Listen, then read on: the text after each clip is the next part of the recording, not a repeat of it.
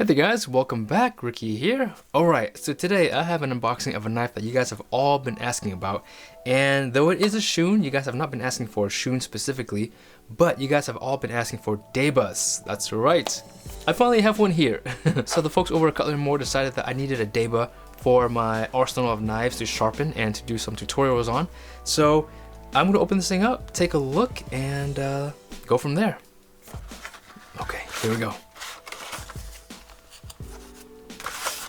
Are you ready? Here we are. The moment of truth.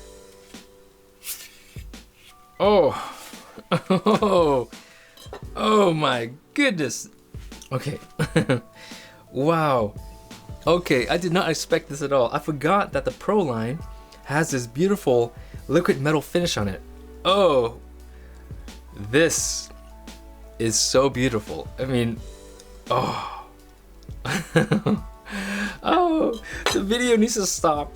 I just need to like put the shot for you guys just to see. You guys can just stare at this knife for a moment and just take it all in. Wow, it is. Okay, so the reaction that I'm getting now is very similar to when I opened the Pro line of the Yanagaba. Oh my goodness, it is. Now when I first opened the Yanagaba Pro, I called it liquid metal finish. And in some places you will see it as referred to as liquid metal, but I believe it's an etching or an engraving with a high polish on it. But it is so cool to look at, and it is really nice. You know, even the Shun logo is actually done that way, which is really cool. I don't remember if the Yanagaba Pro had the same finish, but to have that, you know, the Shun logo and the etching actually match in terms of how they look, it is really special. I think it's really cool. So as you can see here, this is a single bevel knife. It is a super high polish. We're probably looking at a 10 to 12,000 grit polish on the side of the knife here on the Shinogi line. And on the spine, I mean, the spine is nicely done, very nicely polished with a satin finish. Choil, same thing, very nicely polished. And the back, I mean, this is you know, I'm actually really curious to see how this will sharpen, because this is like essentially a big or thick, tall Yanagaba. And so really exciting for me to have this knife here to not only to sharpen, but to use and to experiment and to learn with. The polishing here is fantastic. I mean, the etching comes all the way up to where the handle meets the knife. I mean, this is the very edge of the handle here, and it comes all the way up to that. So that's a really cool touch. Now this is really interesting. I've never noticed this before on any knife, but it says solid VG10. I don't really recall any knife saying that about their knives. You might see VG10 core steel or just says VG10. But for the word solid to be there, to me, it almost implies like this entire knife is made of VG10. And if it is, that is something that I have never seen before.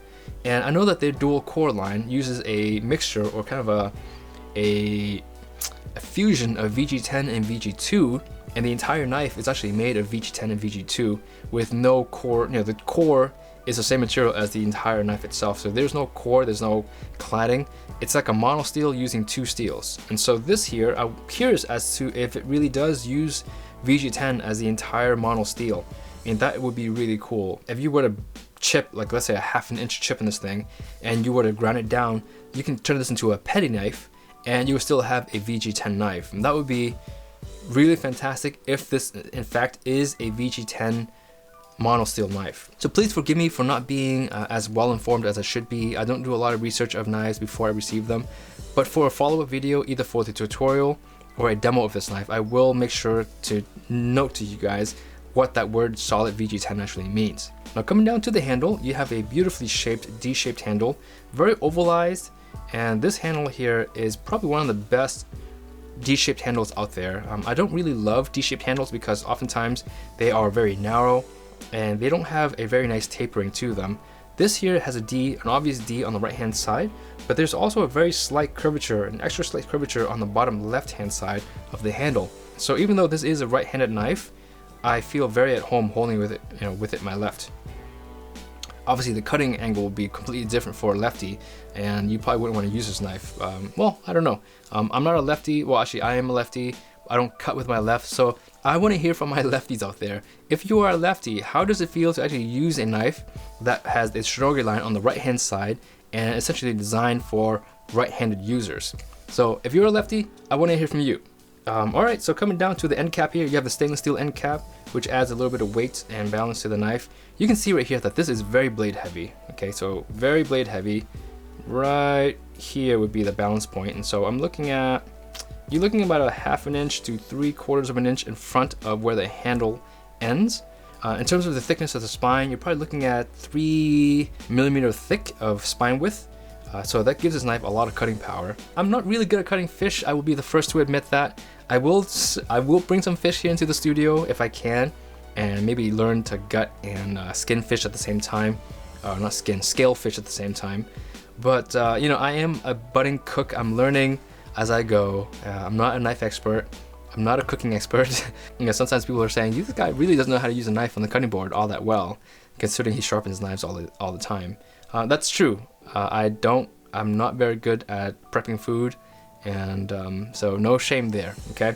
The fit and finish of this knife is fantastic. I mean, the polishing of the spine, really well done. The polishing of the choil, the bolster, the step between the bolster and the handle and the end cap here is 0. There is no step. I really shouldn't say step, but it is completely flush with one another. Very well done. Just the fit and finish is just immaculate on this knife. The Peckerwood is also really nice. This is a charcoal Peckerwood with a two-tone finish, so it's a charcoal and black. So very pretty, very nice to look at. The finish of this knife is actually really cool. The finish of the handle is something I want to note as well.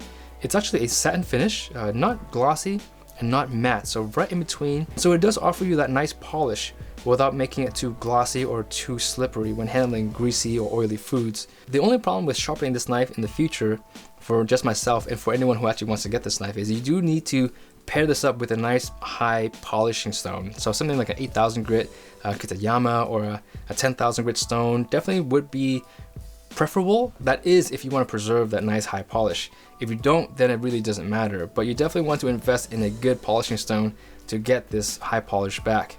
I will figure out some sharpening techniques that will help me maintain this while keeping the knife sharp. I probably will ruin the finish on this knife just by me sharpening it, but I will find what grit level this is so that if you guys were to buy this knife or a knife similar to it, or any Shun Pro line, you will know what grit level to match with your sharpening or polishing stone. I promise I will get some proper ingredients to test this knife with, things like fish, raw chicken, so I will make an effort to actually get some ingredients that is very proper for this style of knife.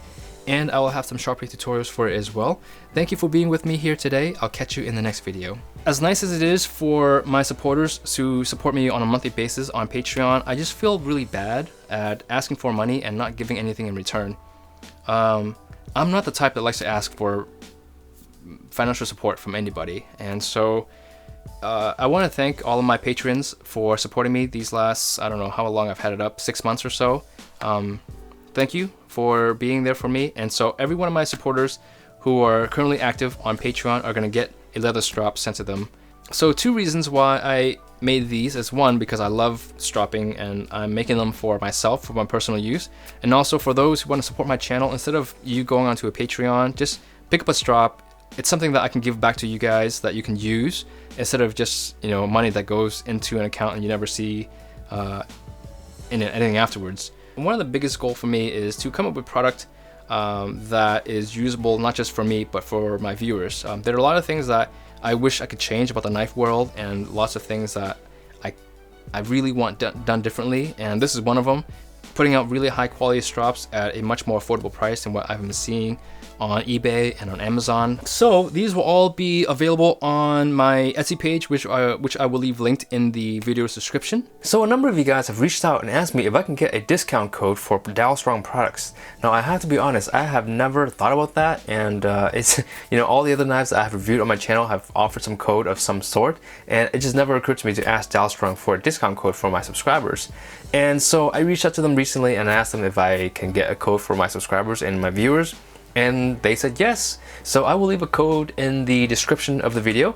It basically is a code that you can apply to all Dalstrong products, and it's umbrella code, so meaning you can apply it to any Dalstrong product and you don't have to buy multiple knives. You can just buy one knife and have it applied. So, you know, hopefully you guys are happy with that. It's a pretty good code. I was told that the discount is the largest that they offer. I asked them to please make sure that the code is a good discount that they really can't find anywhere else outside of my channel. Not that I'm sponsored by them or anything, but I just wanted to make something special and give something special to my subscribers and my viewers. And so they said, yeah, it's gonna be a pretty good code, and I think that my subscribers will be pretty happy with it. So good luck. Again, the code is in the description. I think it's called Perfect. I'll leave the exact spelling of it in the description, and you guys can just check it out and see if it actually works.